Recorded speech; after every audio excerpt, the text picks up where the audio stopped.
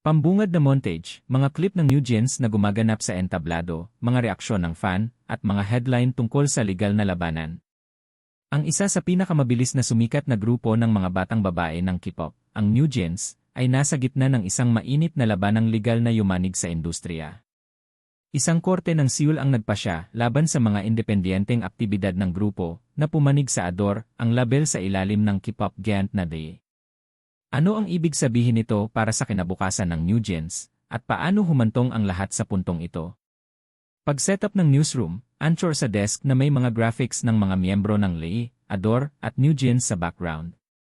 Sa isang malaking desisyon ng korte noong Biyernes, nagpasya ang Seoul Central District Court pabor sa Adore, na opisyal na humarang sa New Jeans mula sa paggawa ng mga independenteng aktibidad sa labas ng label.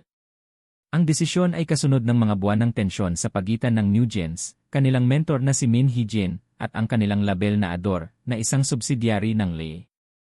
Scene, footage ng opisyal na pahayag ng Adore na ipinapakita sa screen. Kasunod ng desisyon, naglabas ng pahayag ang Adore na nagpapahayag ng kanilang pasasalamat sa desisyon ng korte. Tiniyak ng kumpanya sa mga tagahanga na nananatili silang nakatuon sa pagsuporta sa New Jeans at tinitiyak na magpapatuloy ang kanilang mga aktibidad sa ilalim ng opisyal na pangalan ng grupo. Isang timeline graphic na nagpapakita ng mahahalagang kaganapan mula Abril 2024 hanggang Marso 2025. Upang maunawaan kung paano tayo nakarating dito, i-rewind natin. Ang salungatan ay unang lumitaw noong Abril 2024 nang sinubukan ng DE na tanggalin ang Adore na si Min Hee-jin dahil sa mga alegasyon ng isang breach of trust. Tumulak si Min na inakusahan ang DE na kinopya ang kanyang kakaibang diskarte sa pagdevelop ng artist para sa isa pang grupo ng babae sa ilalim ng kumpanya.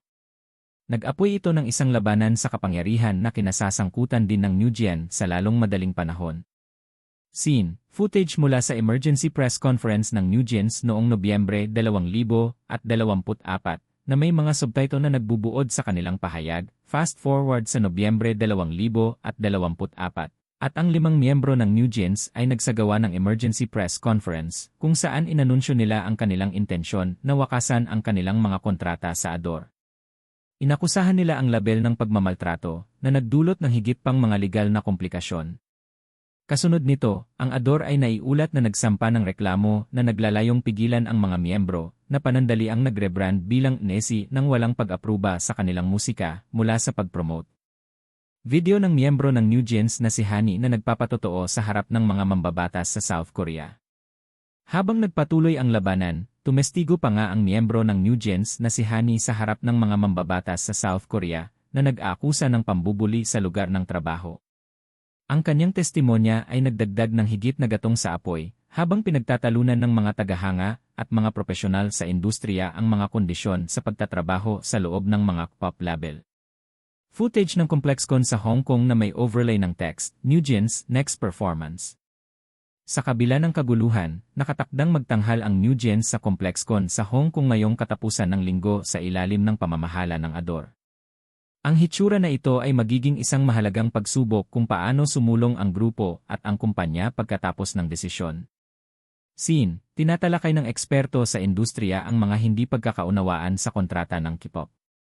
Ipinunto ng mga tagaloob ng industriya na ang kasong ito ay isa lamang halimbawa ng mas malaking pag-uusap tungkol sa mga hindi pagkakaunawaan sa kontrata at ahensya ng artist sa K-pop. Sa pagtaas ng pagsisiyasat sa mga kumpanya ng entertainment, magiging president ba ang desisyong ito para sa mga salungatan sa hinaharap?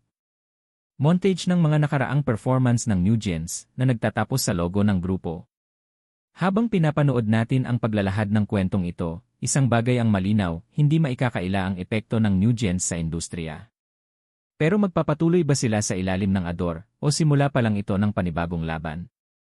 Ipaalam sa amin ang iyong mga saloobin sa mga komento.